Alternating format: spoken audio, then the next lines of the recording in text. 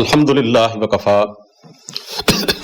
وسلام علی عبادہ الذین اصطفی خصوصاً علی سید الرسل وخاتم الانبیاء وعلی آلہ واصحابہ الاتقیاء اما بعد فاعوذ باللہ من الشیطان الرجیم بسم اللہ الرحمن الرحیم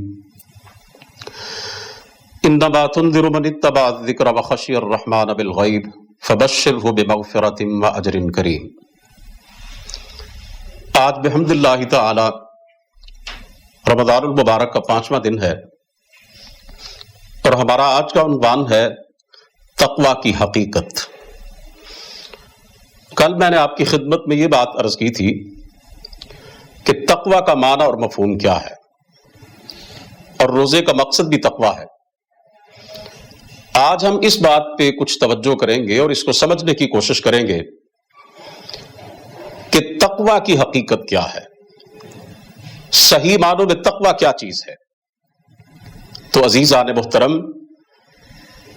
تقویٰ کی حقیقت یہ ہے کہ انسان تنہائی میں بھی اللہ سے ڈرے، جہاں کوئی دیکھنے والی آنکھ نہیں وہاں بھی اپنے رب کی ہر چھوٹی بڑی معصیت سے باز آ جائے۔ میں اس حوالے سے سرکار دو عالم صلی اللہ علیہ وسلم کا ایک فرمان آپ کو سنانا چاہتا ہوں، اور اس حدیث پاک کے سماعت فرمانے کے بعد آپ اس نتیجے پر پہنچ جائیں گے کہ تقویٰ کس چیز کا نام ہے اور اللہ رب العزت کی بارگاہ میں کون سی نیکیاں قبول ہوتی ہیں، کون سے اعمال حسنہ پروردگار کی بارگاہ میں درجہ قبولیت کو پہنچتے ہیں۔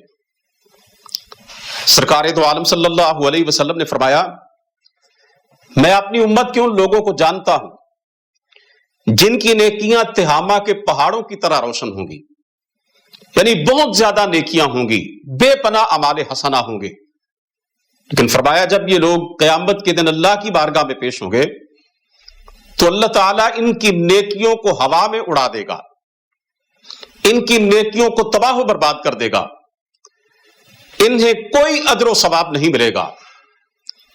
صحابہ کرام حیران ہو کے کہنے لگے، اے اللہ کے رسول، ہمیں ان لوگوں کے بارے میں ذرا کھل کے بتلائیے، ذرا واضح طور پر سمجھائیے، ہمیں ان کی علامات اور نشانیاں بتلائیے، کہیں ایسا نہ ہو کہ ہم بھی لا علمی میں ان لوگوں کے اندر شامل ہو جائیں۔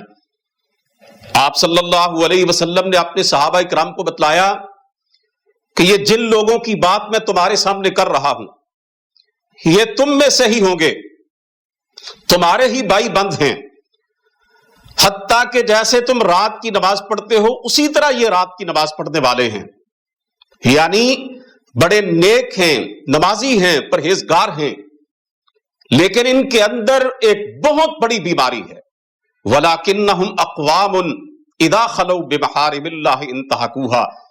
میرے اور آپ کے پیارے پیغمبر علیہ الصلوۃ والسلام نے فرمایا، یہ وہ لوگ ہیں کہ جب تنہا ہوتے ہیں، جب خلوت میں ہوتے ہیں، جب کوئی دیکھنے والا نہیں ہوتا تو پھر بڑے دھڑلے سے اللہ رب العزت کی بڑی بڑی بغاوتوں کا ارتکاب کرتے ہیں۔ یقیناً اس حدیث پاک کو سننے کے بعد آپ اس نتیجے پر پہنچے ہوں گے کہ بعض اوقات کوئی بندہ لوگوں کے سامنے بڑا نیک بنتا ہے، مجلس میں تو بڑا پرہیزگار ہوتا ہے، دیکھنے میں تو نمازی اور پرہیزگار ہوتا ہے، لیکن اس کی تنہائی پاک نہیں ہوتی، اس کی خلوت پاک نہیں ہوتی۔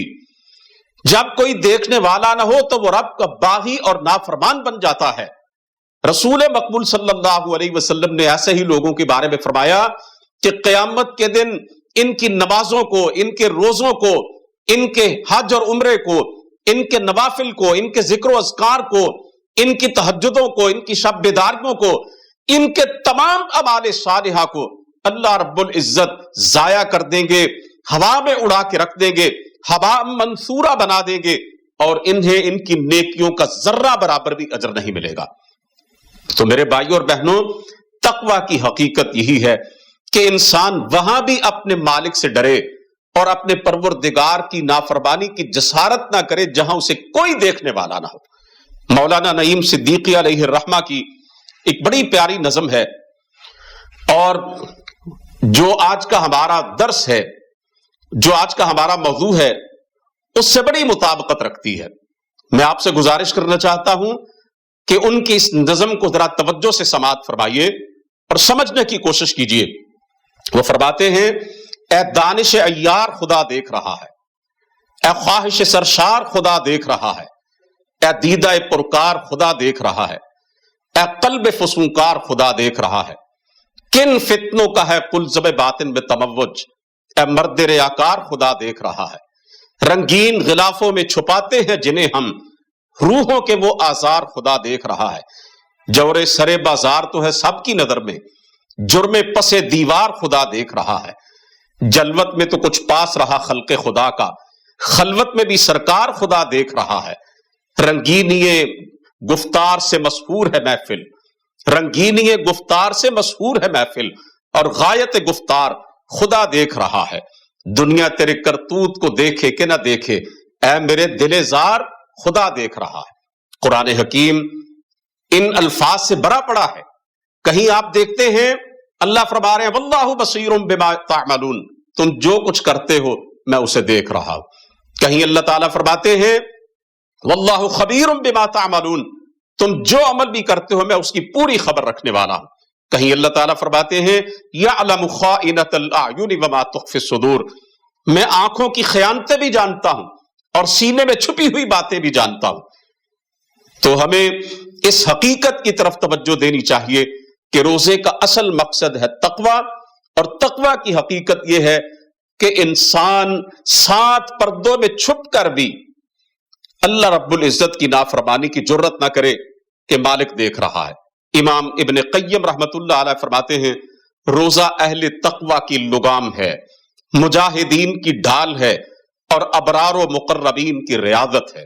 سورہ یاسین کی جو آیہ مبارکہ ابتدا میں نے آپ کے سامنے پڑھی تھی، اس میں اللہ رب ذوالجلال فرما رہے ہیں انما تنذر من اتبع الذکر وخشی الرحمن بالغیب فبشرہ بمغفرۃ واجر کریم۔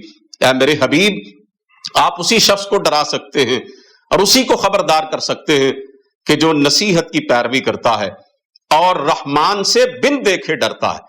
ایسے شخص کو فرمایا بشارت دے دیجئے بخشش کی، مغفرت کی اور بڑے عزت والے اجر کی۔ وآخر دعوانا الحمدللہ رب العالمین۔